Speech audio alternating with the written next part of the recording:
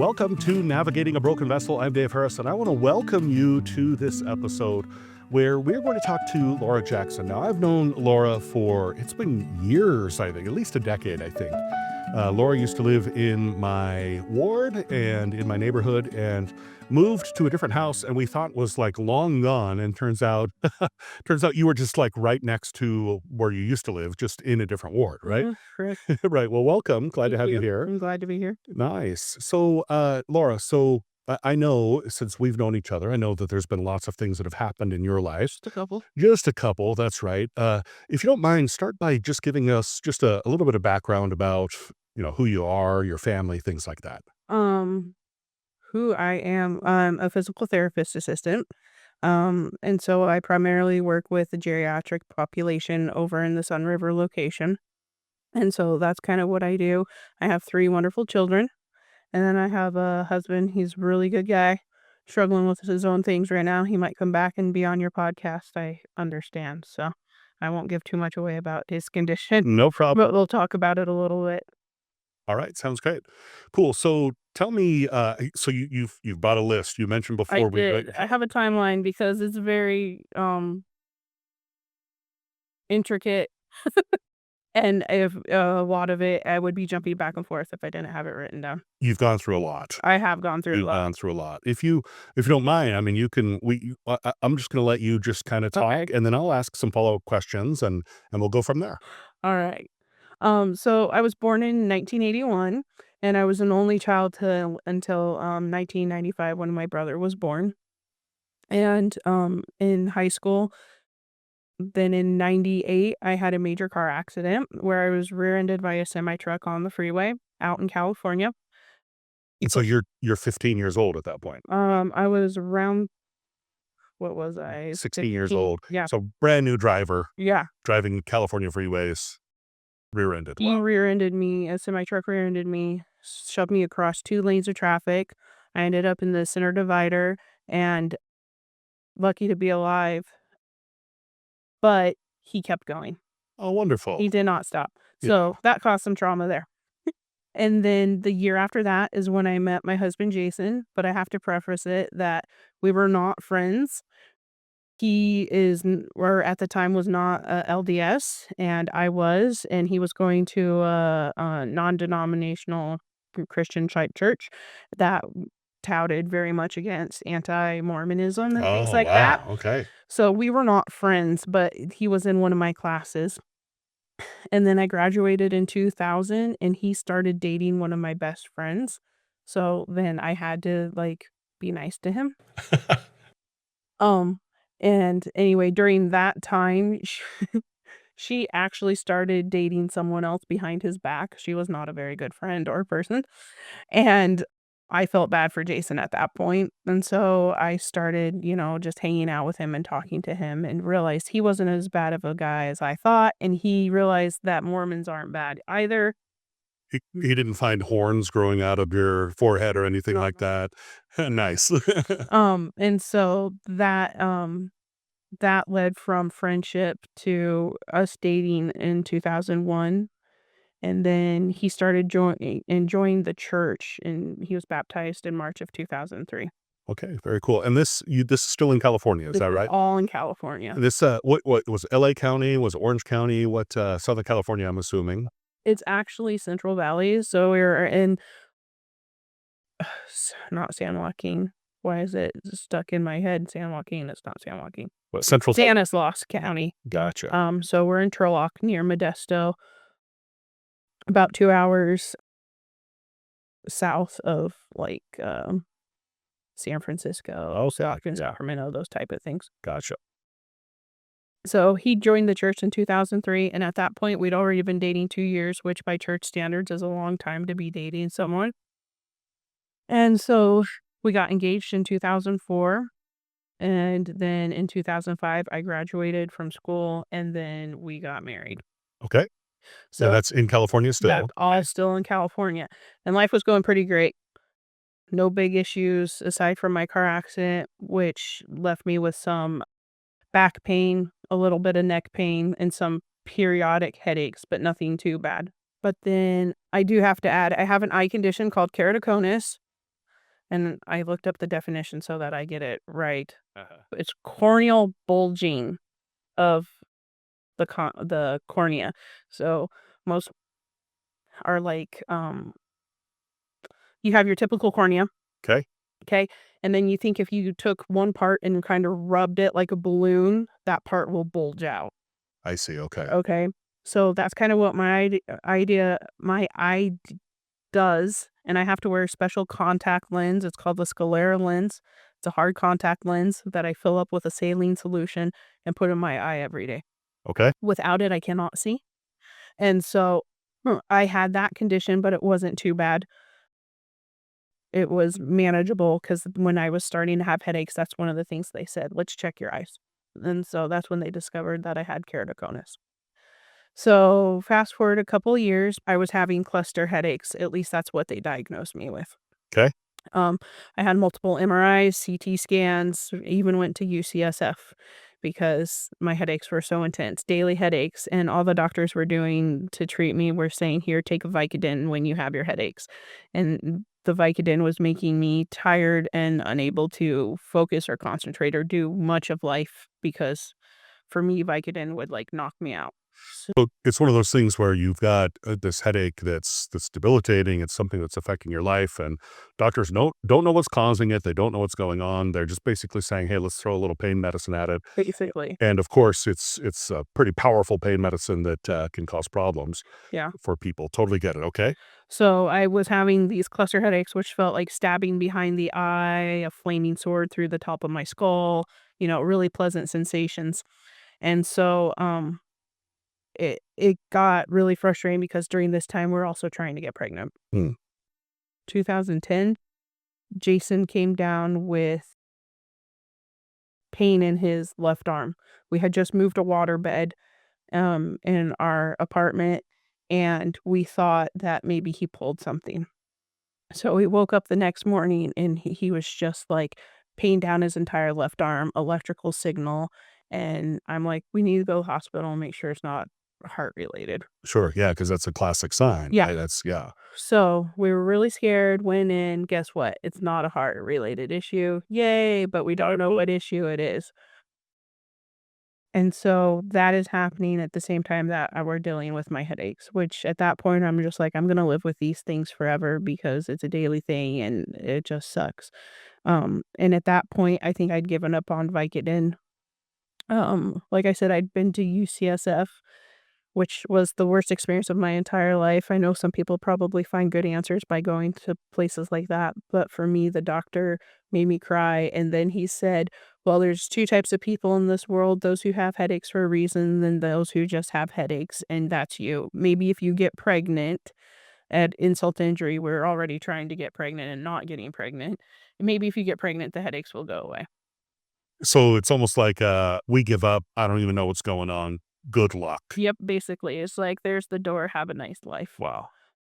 Which, when you get to be in chronic pain, there's a point when you say, like, "Why am I even bothering anymore?" Like, do I seek out answers because no one else seems to care? It's your life, right? But no one else seems to care about it.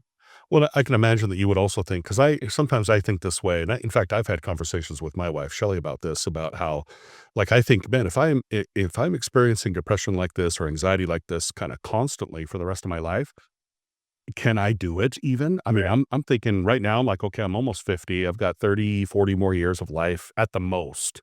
And I keep thinking to myself, I mean, am I going to be able to deal with this? I can imagine that those thoughts would be going through your mind as For well. sure. And it's hard because here we are, fairly newly married, struggling with pregnancy. Friends around us are getting pregnant. Why aren't you getting pregnant? What's going on? And so during that time, we're still trying to get pregnant, but it's not on the front burner, right? We're focused on my headaches, we're focused on Jason's pain. And it got to the point where he wasn't able to work for a year and a half because the pain was so debilitating for him. So we actually found a doctor after so many trial and errors of, is it this, is it that? And finally I said, "Is there a pain clinic we can go to or something?" And they said, "Well, let's try one last thing." And they referred us to this guy. I wish it should have been the first thing they did. They referred us to this guy, and we walked in, and he looked at his note, and he went, "All right, I know what you have." And I'm like, "You haven't even talked to us yet. How is that even possible?" And he says, "You have thoracic outlet syndrome. It's gonna be a surgery. After the surgery, you're gonna be so happy." And that's what it was. Oh my gosh. I tell you what, that's so I've had a similar experience, different but similar. And I can only imagine how you felt. But I remember one time I had something with my feet, something going on with my feet. Went to Mhm. the doctor. They're like, I don't know, maybe it's athlete's foot or whatever. Here's some cream, good luck, kind of thing. Right. And finally I went to a dermatologist. Dermatologist, specialist in skin and whatever, looked at it, was like, I know exactly what that is. Here's what you need. And within like 3 days, everything was Everything's better. fine. Yeah. And it's so funny how it depends on who you go to.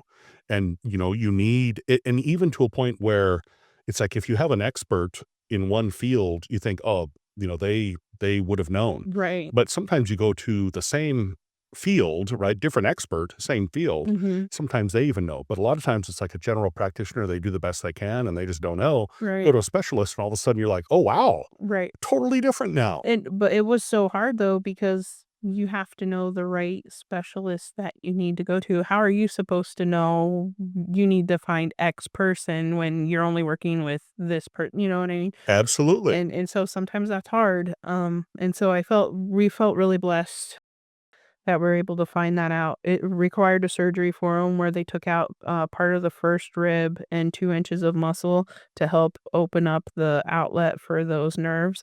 But as soon like he came out of the surgery and it was great. Nice. So it was frustrating though because I was happy for him, but I was frustrated for myself because I was like, how come you get an answer in the not quick, it was a year and a half, but a solution, whereas I've been dealing with these, I feel like they're going to kill me, pains, headaches, Yeah, you've got something, there's no end in and sight. all they want to do is give me a drug where I'm going to sleep through it. Yeah. And so then, then in 2014, we were really trying to get pregnant again, and I had a DNC. Mm. So, for those that's not a church, DNC is a dilation, and I don't know how to pronounce it, curtage, or to remove the uterine tissue. So, essentially, had you miscarried? Is that what happened, or I had miscarriage. They told me I was pregnant. I ended up this isn't even on here. I had pleurisy in my around your lungs? oh, yeah, That sorry, Yep. brain fart, around my lungs, and I went in, and they wanted to do a chest X-ray, and they said, "We need to do a, pregnancy test before we can do your chest X-ray," and I'm like, "I'm not pregnant, I know I'm not pregnant," and then they came back, and they're like, "You're pregnant," and I'm like, "That's not possible because like, I'm literally cramping, and I know I'm gonna start my cycle, Sure. so I'm like, Yeah. I'm not pregnant," and they're like, "No, you are, so we can't do that." So, I ended up and they gave me, like, antibiotic, whatever. And then that's when I started my cycle and I was like, I knew I wasn't pregnant, but it was like hope at that point. Like, Mhm. okay, I guess I could get pregnant. And so then I had my DNC and they were very optimistic. They had removed a lot of scar tissue from my uterine lining the wall and everything like that. And so they're like, yay. And then that, So, like, while they're in there, let's help you out, see if we can make it so it'll be a little easier in yeah, the future. yep. Gotcha. And so that's what happened there, and then my husband decided that he wanted to go to school, and we went to Idaho Okay. in 2014. So, later that year, we moved to Idaho, and I ended up and had my first miscarriage. I had a pregnancy test, it came back, miscarried, and then I actually got pregnant with Brighton, our first. Nice. Here comes the weepiness. Yeah. It was a really rough pregnancy. At the time, I was in school trying to get my master's degree, but the last thing I needed to do was my thesis. I ended up so sick I couldn't even do my thesis. So, I did my master's without performing my thesis, but whatever. I ended up with a wonderful son, Nice.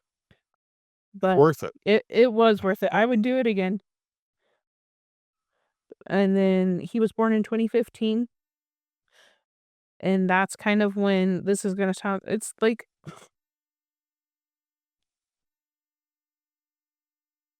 just need a second. No problem. It's really hard when you want something so badly. My husband and I had been married for 10 years at that point when my first son was born, and everything was really good. But then I got hit with postpartum depression, and that's when my depression struggles started. And so it's really hard when you look at it and you say, I want this thing so badly. And then you get hit with something that sucks so much with the postpartum depression. And so within 2, 3 months, I was like, everyone's like, oh, it's just the baby blues. And I'm like, it's not the baby blues. Like, I need someone to take me seriously because I am having images of things that are disturbing and I do not like it. And I love my son dearly, but they involve my son, you know? Sure. Yeah. And I was like, we need to do something. And so finally they took me seriously and they put me on a antidepressant. But what didn't help was my blood pressure after my body does not like being pregnant, I think. And so I've always told my husband that my body is broken, that it doesn't do what it's supposed to. And so my blood pressure kept going up after I delivered. I had Brighton about 2 weeks early. They induced me because my blood pressure was going up. And so they thought, we'll induce you, everything will be fine. But it didn't help my blood pressure. So they actually had to put me on blood pressure medication. And then at some point,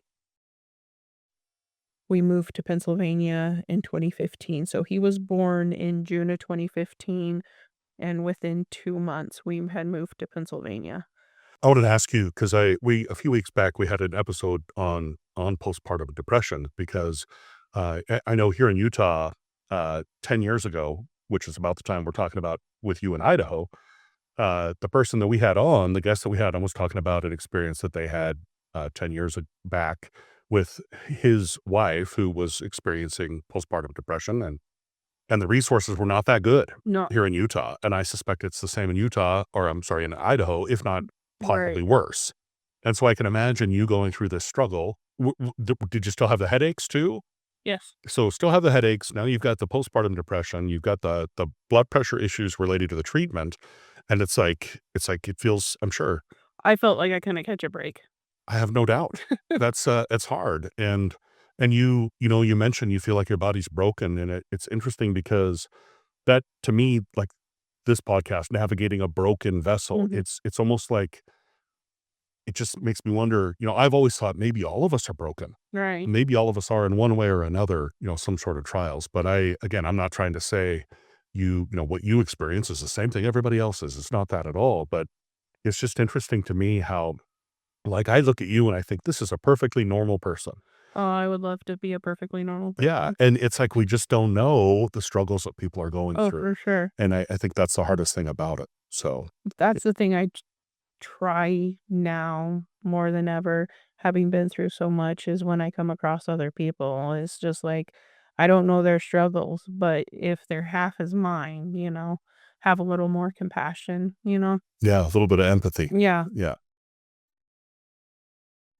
So I was dealing with the blood pressure, depression. We were in Pennsylvania. We lived in a smaller town in Pennsylvania. What brought you to Pennsylvania?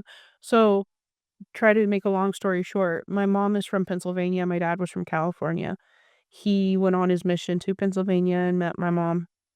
They ended up and got married and lived in California for a while and Pennsylvania for a while and then went back to California. And my mom was not a California girl. She always wanted to go back to Pennsylvania.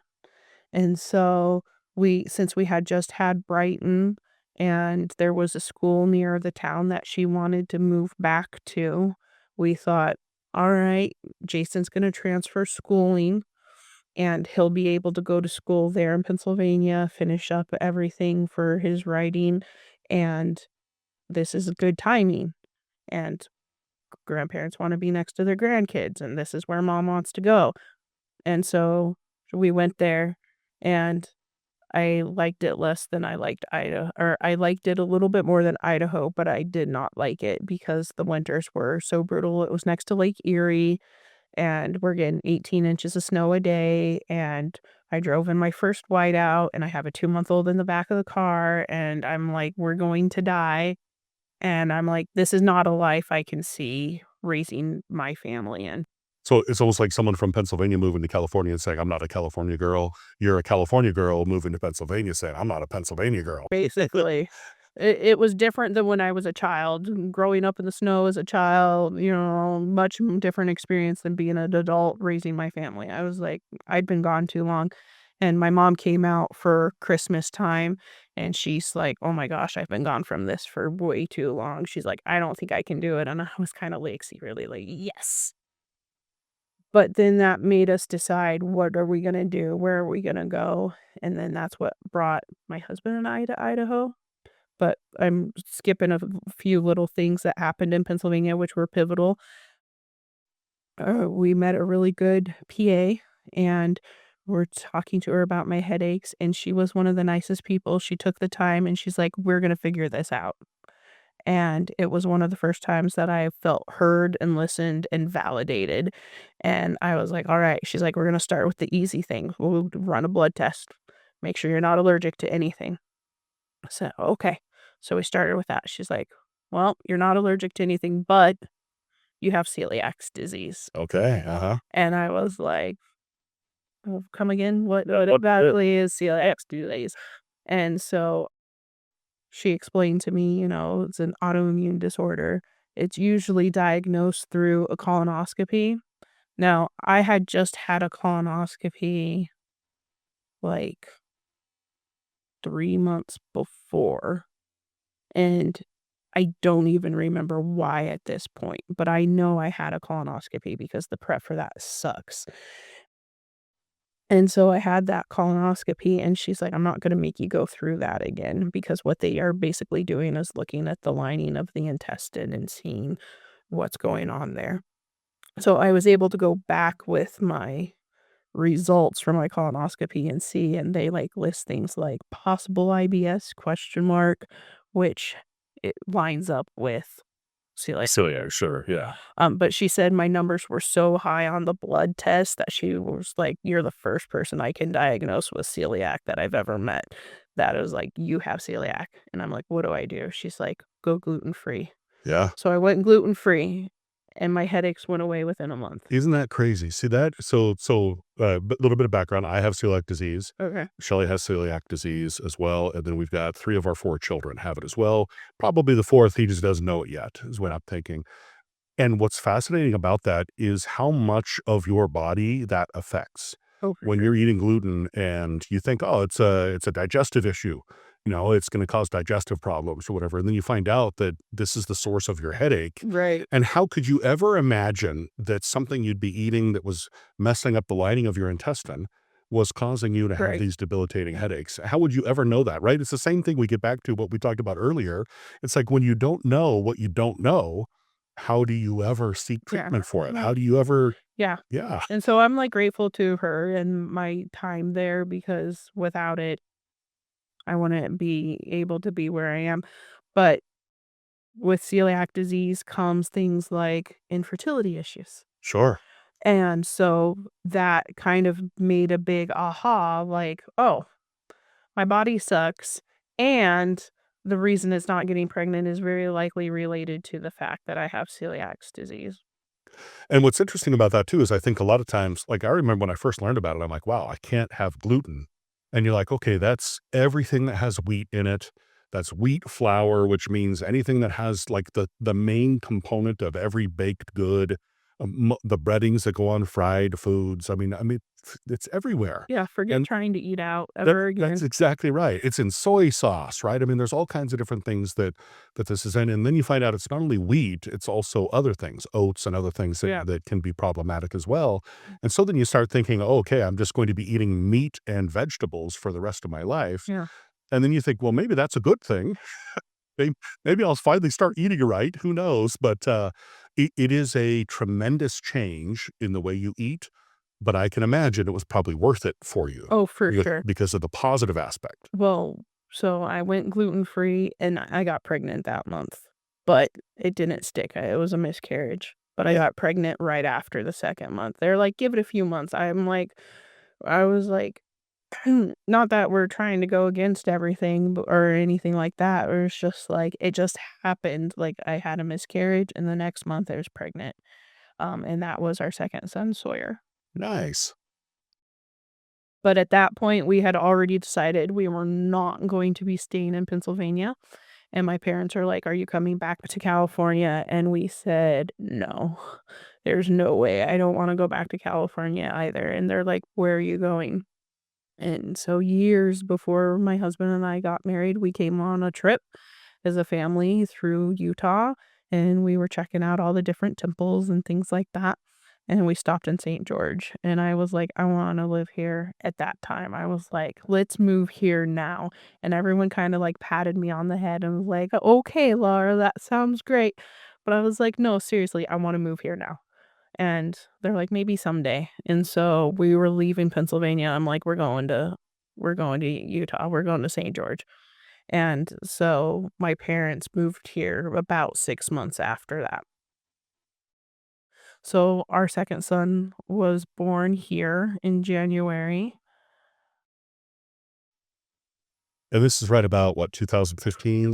2017. 2017, okay, perfect. So he was born here in 2017, and during that time, Jason had switched back to, like, a pathways course through BYU, trying to get his degree still, but he was struggling with depression really bad. It kicked in our during the winter time in Pennsylvania, and so here we are in a new state, and it's just us, and my family hasn't made the decision to move here. My dad had transferred his job here for when there was an opening, he'd be able to move from Turlock to Lowe's here in St. George, and they were trying to get the house together.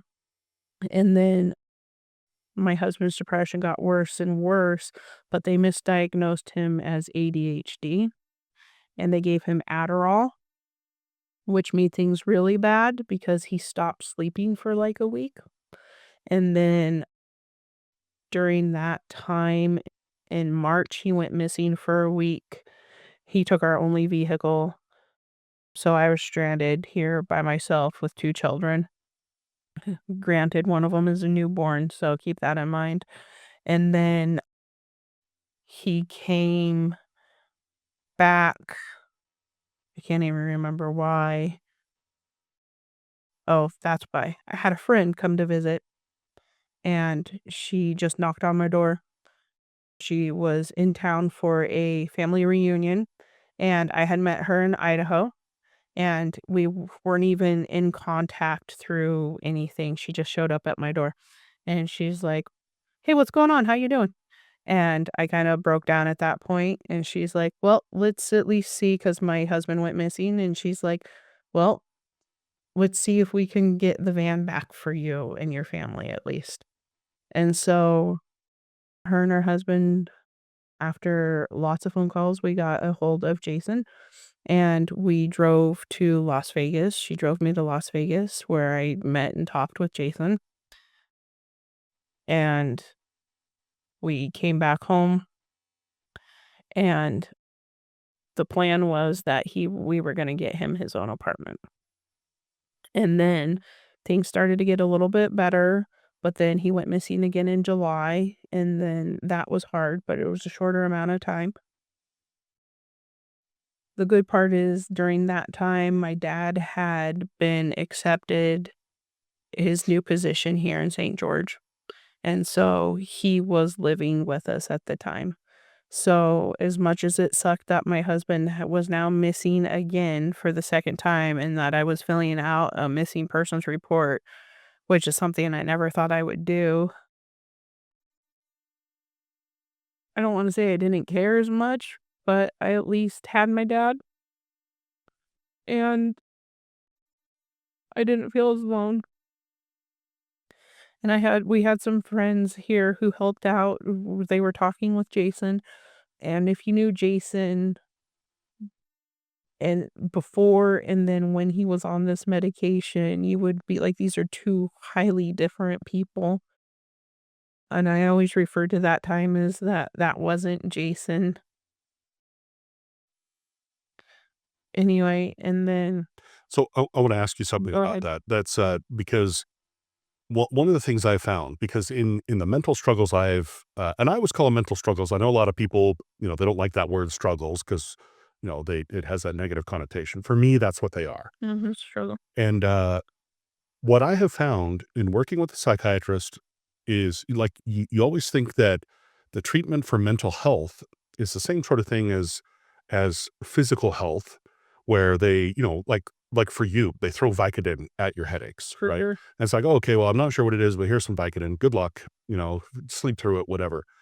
And we kind of have this idea of trusting the doctors, trusting the process, and so forth. But sometimes maybe they don't know. Maybe, especially with mental health, there's so many different medicines, there's so many different diagnoses, there's so many different things that kinda overlap each other and other things, that it is, at least when working with my psychiatrist, it is, I don't wanna say a guessing game, but it is a trial, it's somewhat of a trial and error kind An of. educated guessing, yeah. That's exactly right, and so there have been times where I've been on a medication that was not working well for me, and I could actually feel myself or being like, "Why am I thinking this way? Why am I doing this? Why are these the actions I'm taking?" And for me, not even really realizing that it's the medication that's actually making my brain think differently than I'm used to, something like that. And then talking to Shelly, again, I always bring up Shelly because she and I talk about so much. It's the same sort of thing I'm sure for you, is you want to know what's going on, and you also want to make them aware of what's going on. But sometimes, like if I don't even know myself, Right. how can I share it with her Mhm. to say, I wonder if it's the medication that's doing this?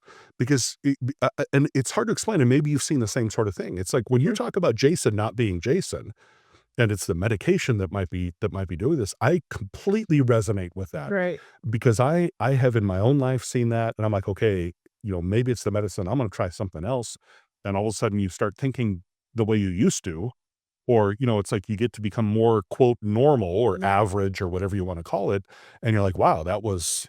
I can't believe how much that medicine was changing me. for sure. And speaking of that, and I hate to, I want to give you a chance to talk, but so with my ADHD, my thoughts were, if I'm going to be treated with Adderall, then more is probably better, right? More is probably better. And so I remember, there were sometimes, I would talk to the psychiatrist and say, "Hey, it's working really well. Can we up the dose?" And he, it's an educated guess kind of a thing. It's not like he's like, "Oh yeah, have some more Adderall." It Yeah. wasn't that kind of a thing. It is like, "Yeah, let's give it a try." And I remember when I was on a higher dose of Adderall, I was not the same Dave. Nope. I was not the same person. And it was worse than just kinda normal treatment for in other words, it was bad. It was bad, and I remember thinking, "Oh my gosh, this was a terrible mistake."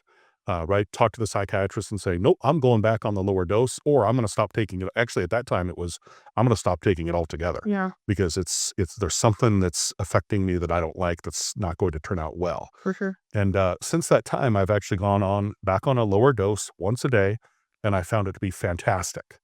It's exactly where it needs to be. It's Mhm. exactly right for this time in my life with what I've got going on right now.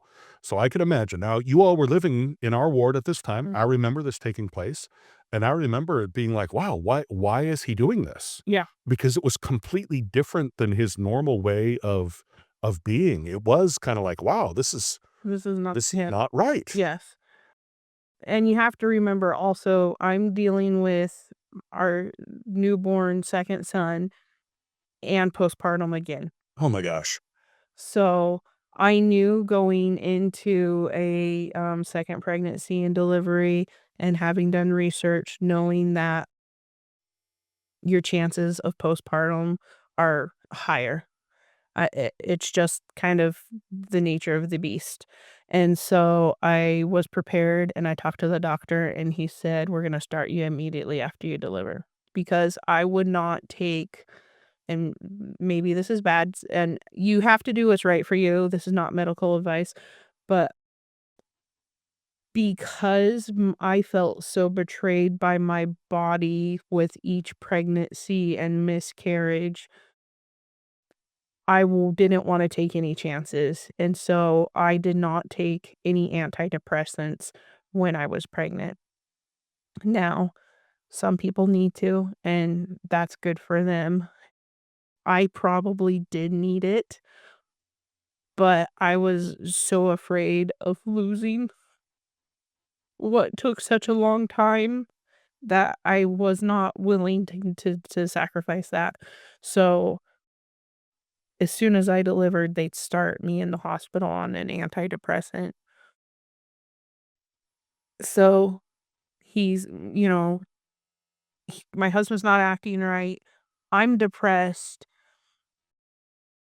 I have newborns. My dad had just moved in so he could start working.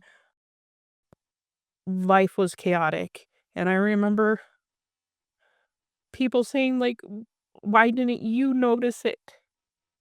Didn't you notice he was acting weird or different? And the answer is yes and no. It's really hard to say he was acting too different because he would prepare the meals, do what is needed. I'm depressed. I'm having a baby. I'm breastfeeding. I'm sleeping. I also have Brighton, and taking care of a toddler in this mix.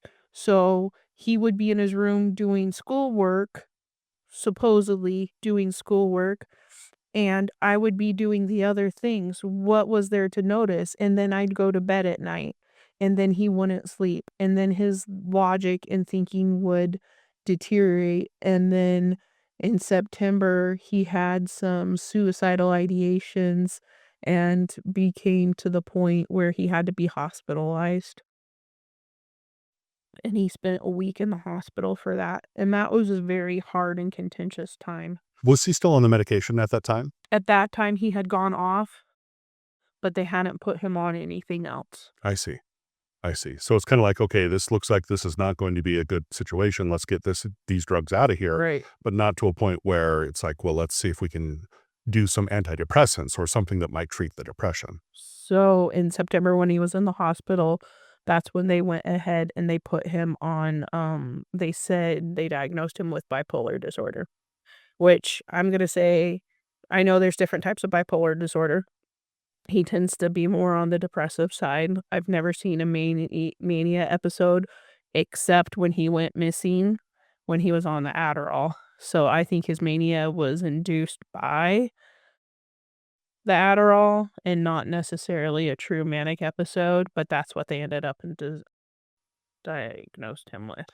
Gotcha. And I'm going to throw a little disclaimer in because I always do every episode. We're not medical professionals. This is not medical advice, the same kind of thing. I mean, it's our own experience that we're talking about. And definitely people who are listening should seek out their own professional for that situation. But I can tell you in my knowledge, my research, that idea of mania and other things, I can totally see how the Adderall would cause that Mhm. mania because it's what mania is on one side of the spectrum and I think depression's on the other. I mean, it's one of those things where we all want to be halfway in between. Yep. And yet bipolar, it's like you're either totally depressed or you're totally on the manic side. That's the bipolar.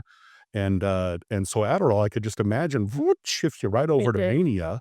And then I mean, it's like now we see why, and again, we don't want to speak for him, Right, right, right. but I could totally imagine why he's not acting the way he would normally act. Exactly.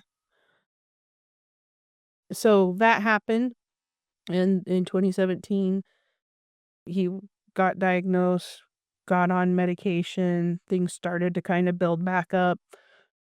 At that point, I decided that I needed to go back to school. I actually had a dream because I was like, I can't do counseling with everything that's been going on in my life. I can't do counseling anymore. And so I had a dream about physical therapy. And so I ended up and I did some job shadowing and I decided that's what I want to do. And so in 2018, I went back to school and got a few basic GEs out of the way that I didn't have since I was changing professions completely.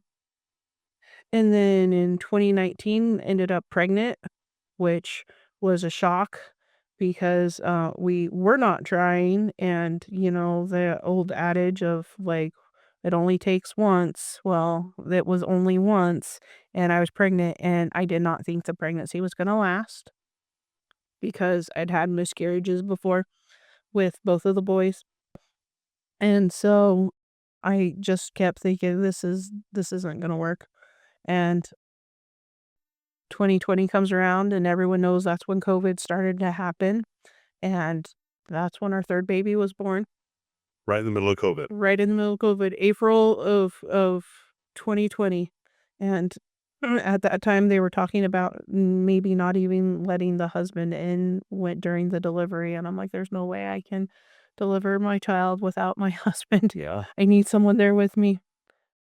And so I delivered Colby in April, and then I went back to school. I got into the program at, Utah Tech, Dixie.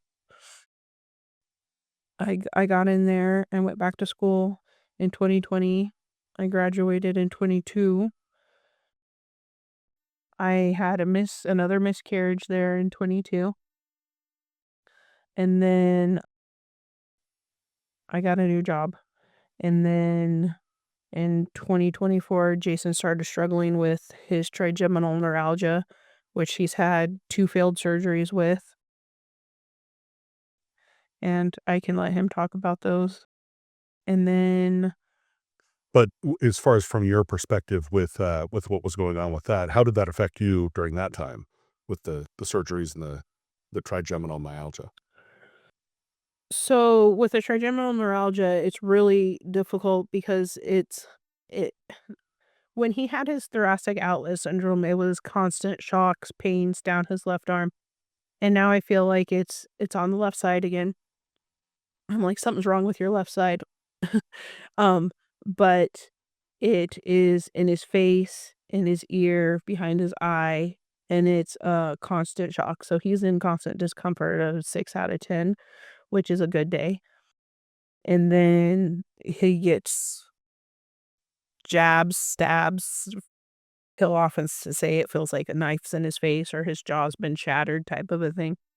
So when they said, let's try this surgery back in October of 25, we were all for it, and it lasted for 3 months, and it was the best 3 months. I'm like, "That's it. We're good. We found it. It's taken care of."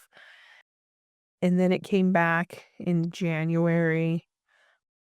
He was having the symptoms again, and then they said, "Well, let's try gamma knife radiation." So we went up north for gamma knife radiation, which was actually a pretty intense procedure for Jason. I have a video and pictures of it, but they basically screwed a plate halo around his head.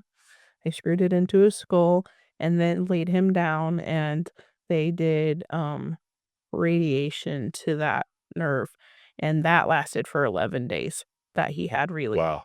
All of that, and you think, "Wow, a week and a half. Wow, that's always nice." Yeah, so definitely not worth it. And I wanna ask you too, so trigeminal neuralgia, I think I mispronounced it Yeah. before, but, trigeminal is the nerve, right? Trigeminal nerve, it's in your face and, affects things, so I can imagine why he had that stabbing pain. So the idea behind it was to try and, not kill the nerve, but just to try and make it so that it's not quite so, like, zappy, Reactive. Yeah. zappy kind of a thing? Okay, Get got it it, to got it. get it to stop being overstimulated, basically.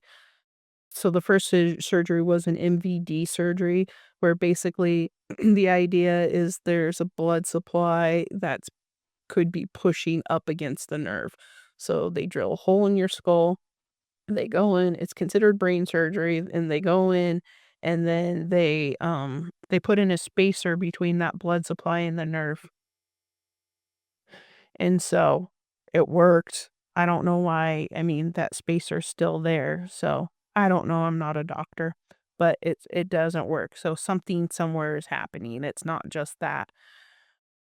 It And it's not something it's not like they just can cut the nerve because No. then all of a sudden you're like, "Duh, duh, duh," it does you Yeah, that nerve also makes your muscles work and things yeah. like that. So it's not just sensory, right? Right, and so he did the first surgery 3 months, the second one was just 11 days, which feels like a cruel joke now, and then he had just did Botox, which was so painful for him, I feel so bad.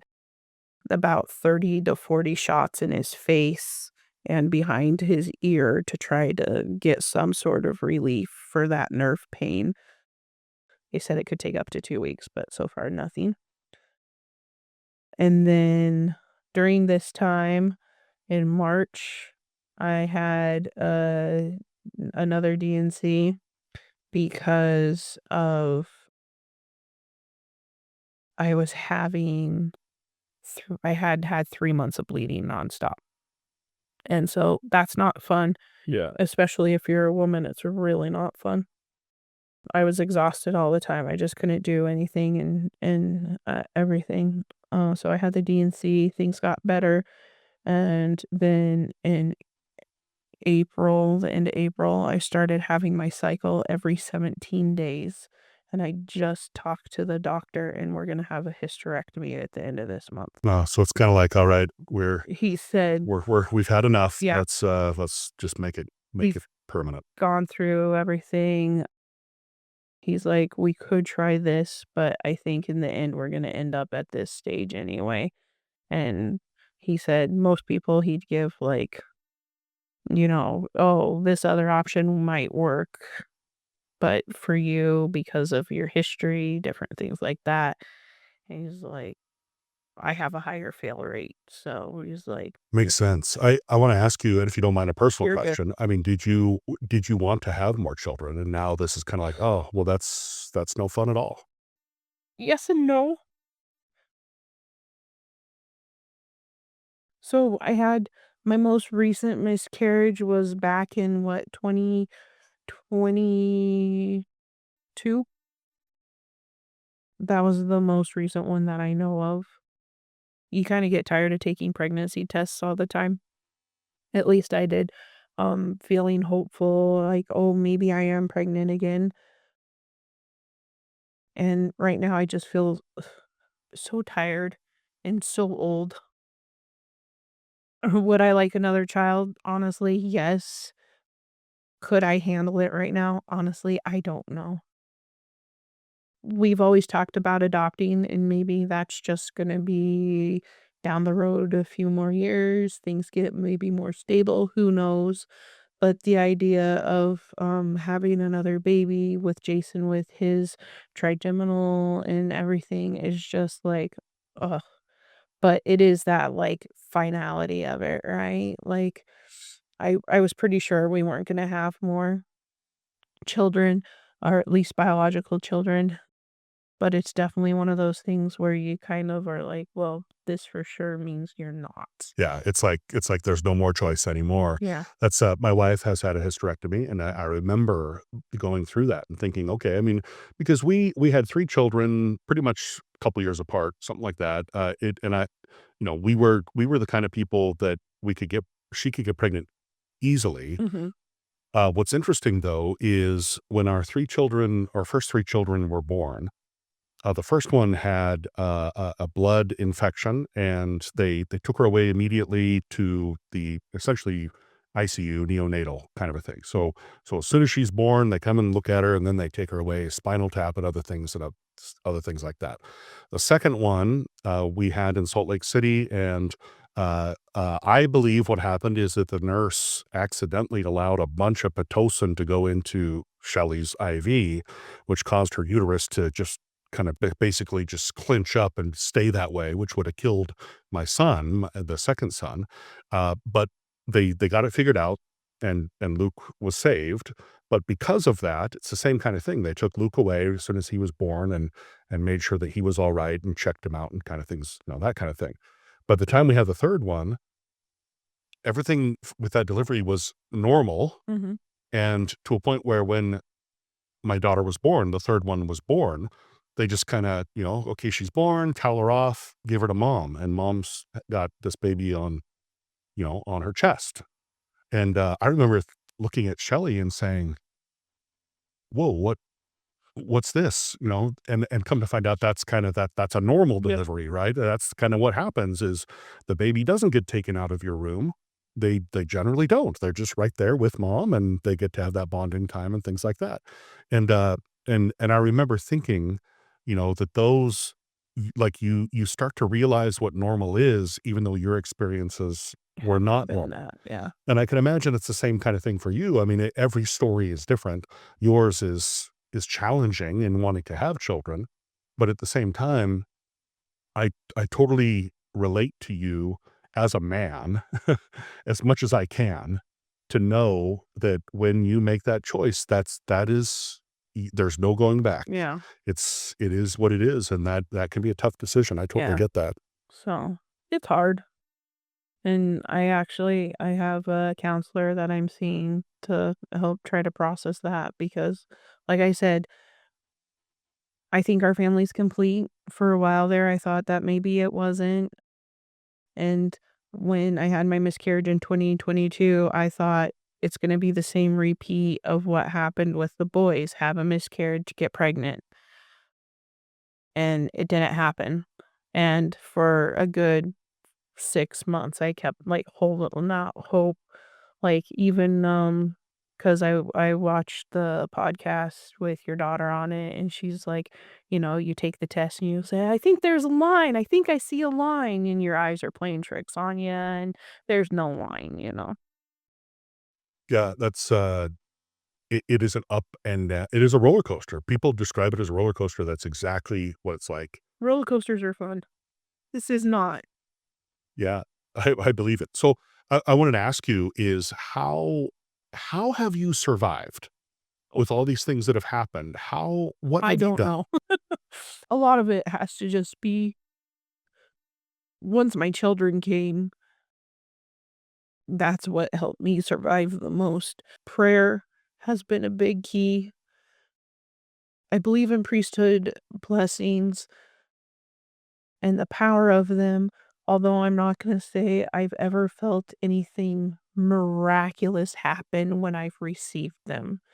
It doesn't mean that miraculous things aren't happening, but, I believe in them and I ask for them, and often would volunteer my husband to give blessings to other people because I believe in that power so highly. But for me, it comes from just I don't know. Now that I have kids and like I had Colby, when Jason went missing and he came back, he went through what they call a fugue state.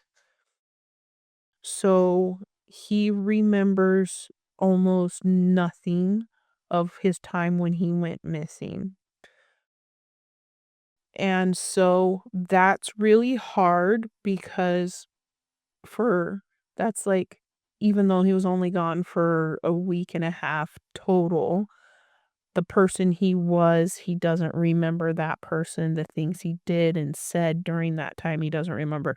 So there's about a 6-month time period there that he doesn't have any knowledge of, which to me just reaffirms, like, that wasn't Jason. He doesn't even remember it, and, some people are like, "Don't you think that's convenient?" No, I don't think it's convenient because he loves me so much, and he has I don't wanna say repented because that's just not the word I'm looking for, but he has tried to make up for it and he has seen the pain it has caused me. So for Jason, we've had 20 going on 21 years of marriage, and it's been good marriage. And for me, I'm like, we had 18 years of good marriage, and I had 6, 7, 8 months really rocky road, and then I had to get over it and grow and get past it. And so because of it, I do have some PTSD surrounded around some things, which is hard because Jason wasn't a part of it, even though Jason was a part of it, if that makes any sense. So those things happened, and then Colby was born. And I just think she healed my heart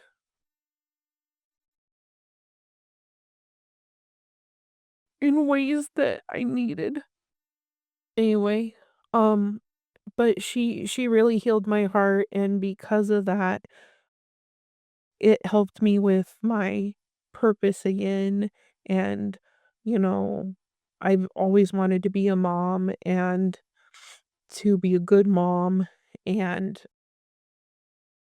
I think I suck at being a mom, but, um, they keep me going, and so that is definitely something that has helped me is having my children, because if I didn't, I honestly, I don't know where, what, or how these things would have turned out, you know? So, a question I would ask then too, do you feel you've grown through these experiences as well? Yes, but I don't like it. Short answer. I suspect it would be probably the same thing I would answer, which is, I wish there was an easier way to grow. For sure. Um, I've told my husband before, I was like, why can't we just know and do better instead of have to go through this? I have a, I'm just really annoyed that I like am going to be having this surgery, but I know it's going to be the best. And it's not that it's the hysterectomy, it's just like, "Are you serious? I have to have a surgery? Like, don't we have enough?" Like, I just went through my dizzy spells. Jason's struggling with his trigeminal. I'm dealing with headaches again, not to the severity, but I'm pretty sure they're stress-induced headaches, which, I joke, like, "What do I have to be stressed about?"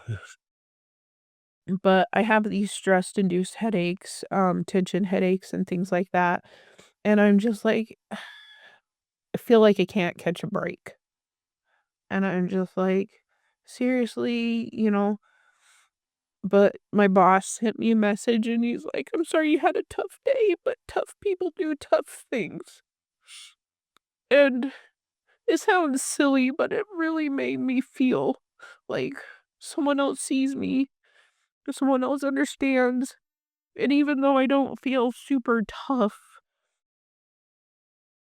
that I am capable. I can do these things, and I don't want to, but I can. Yeah.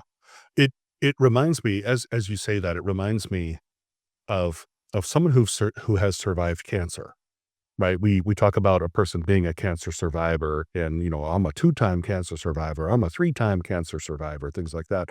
We have a guest that is three times she had cancer, Oh my god. all before she was 20. And yeah, it's that kind of thing. You start to think about it and you're like, you know, it's like I'm a depression survivor, Yeah. right? All these other things that you could talk about. I have a husband who is dealing with these struggles and I've survived, right? Ugh, I've survived. And I've expressed to my wife again, Shelly, sometimes I feel like it's not that I'm treading water. It feels like I'm under the surface of the water and I just have a tiny straw to ugh, breathe through. But I'm still breathing. I'm still fighting the fight and mm, so forth. And my experience has been, and maybe you would agree with this, maybe not, but it's like you survive because you know that that's the right thing to do, for sure. even if you just hate the entire process. And when I say hate that these things happen. Like literally, you're just like, I get to a point where I'm just so frustrated and mad that I'm tired of it. I'm tired of it. I'm sick of it. And yet I'm gonna keep on going because I know that it's the right thing to do. For sure. And maybe it's the same for you? It's most definitely the same thing for me. Without the church or the idea of uh, a hereafter, I don't know at what point I would have given up.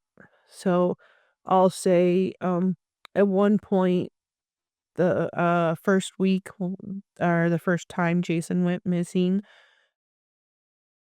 someone came and said, "Hey, can we watch your boys for a while?" And I was like, "Okay, sure." And I don't remember what else was happening, but I remember I didn't have the kids with me, and I was in the living room on the floor, and I was just crying and pleading and not understanding. And I, for the first time, really understood the story about the prodigal son and how much that father loved his son and wanted to just fall on his neck and kiss him and hug him and have him back. And I imagine my husband walking up those stairs, and I felt the exact same thing, and I got it. And it was such a hard and moving thing for me, but it only came after like the darkest of the dark. And sometimes it's really hard because you're like, I need someone, I need support, and it's there. And sometimes it doesn't come in the way we think we need. And that can also be hard because we're like, no, what I need is my husband to be my husband again, or what I need is my body to work like a body. And other women are out there and they just look at a guy and they're pregnant, and here I am like miscarriage, pregnant. No, that was a false you know what I mean? And you're just like wanting to hit your head against the wall, like, what am I doing? That's so bad. Like, I think I'm a good person, and I know this is not how God works. He's not like, "Well, you're really good, so you get to get pregnant this month." But you're like, "I am doing what is right over and over, and I feel betrayed over and over." And so, I'll be honest, there have been times when I've been like, "God, are you even real?" Because it's not feeling like it right now. But when I went in recently and was talking to the doctor, and he's like, "I think hysterectomy is what we need to do." And I was like, "If this was your daughter, if this is your family, what would you say?" And he said, "I'd be saying the same thing." And my daughter was there with me. And he goes, "But you got a miracle out of it." And I did. And so I'm gonna hold on to my 3 miracles no matter how hard it is, this idea of giving up what I'm probably not even gonna have more of, you know? But I don't know. I'm sorry I'm so weepy. It's not a problem at all. I wanted to tell you, I really appreciate you sharing your story. I know that there are others and are the people that listen to us who struggle, and you are a source of strength when you say strong people deal with strong things, right? However you said it, you said it much more eloquently. Yet tough people deal with tough things, but I mean, I know there are many of us out there that are just surviving. That's what we're doing. We're just staying above the surface, and we're doing it because it's the right thing to do. I really appreciate you sharing your story. You've been Thank you through a so lot. much. Thank you. All right. We're gonna wrap it up that episode then. I really do want to thank Laura. It's one of those things I always wonder, it's like how do I follow that just by summing up something? There's no way I can. And so I'm just going to let Laura speak for herself, and we'll just end the episode. Do feel free and reach out through the normal avenues. And thank you for joining us on this episode of Navigating a Broken Vessel.